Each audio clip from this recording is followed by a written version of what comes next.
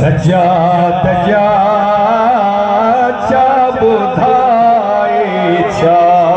बुधाया मोजिज़ा सजा तजा बाखुदा सलामी बाखुदा सलामी अंबिया सजा तजा।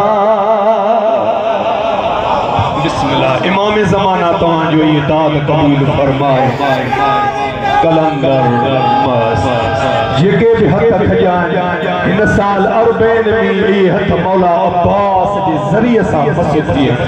सदके सजाद बाखुदा सलामी अंबिया सजा दजा बुधाया नारे हैदरी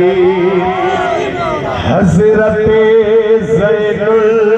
इबाजी छासना कोई करे हजरते ज़ैनुल इबाजी शासना कोई करे। हर घड़ी चैथो तराना हर घड़ी चैथो तराना खुद खुदा सजा दजा छा बुधाया नारे हैदरी मैयत बुलंद करे नारे विलायत नारे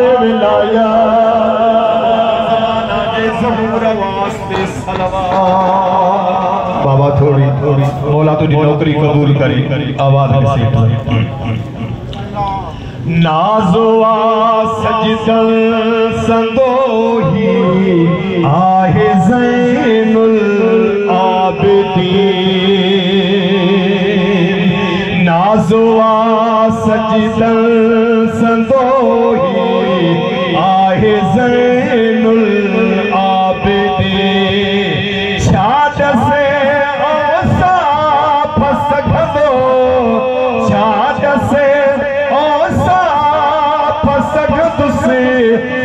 भला सजा दजा छा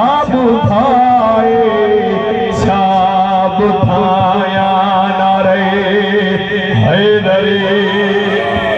मौला जी ज़ात बुलंद सलवात सदके आप तजे मिली वई शरीयत के पका सदके आप तजे मिली वई शरीयत के पका दीनत एहसान ही दीनत एहसान ही हिन वदा सजा दजा। इमाम सजाद जो सद कोई अज़ादार न लेके खड़ी है वा इनके तकलीफा मौला इनकी तकलीफ दूर फरमाए मौला इनकी बड़ी हयाती दे मौला इनकी शिफा दे। एक दफा मौला जी ज़ात बुलंद सलवात खुशियां पंहिंजे पिसर जी मौला पेशानी चुमी खुशियां पंहिंजे पिसर जी मौला पेशानी चुमी पंहिंजे हथेरन ते खणी गले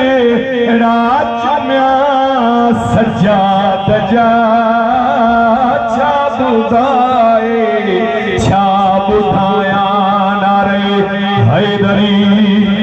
मौला सजाद जो सदको भा सईदा मन के मौला बच्चन सा आबाद फरमाए मौला उन जी रिज़्क़ में बरकत फरमाए जियां लिखियो कागज मथामू सईद हो नाम सजाद जिया लिखो कागज मथा हो सईद हो नाम सजाद सिर झुकाई दे कलम सजीदा गया सजाद जा बुधाया मोजज़ा सजाद जा बाखुदा सलामी अंबिया सजाद जा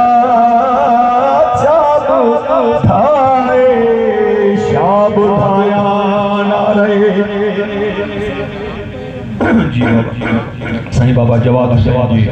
हुकूमती तामील कंदे हज़रत ज़ैनुल इबाजी छा सना कोई करे हज़रत ज़ैनुल इबाजी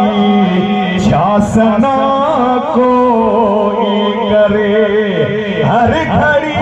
चैतो हर घड़ी चैतो तराना खुद खुदा सजाद जा छा बुधाया नारे हैदरी मौला जी ज़ात सलवात।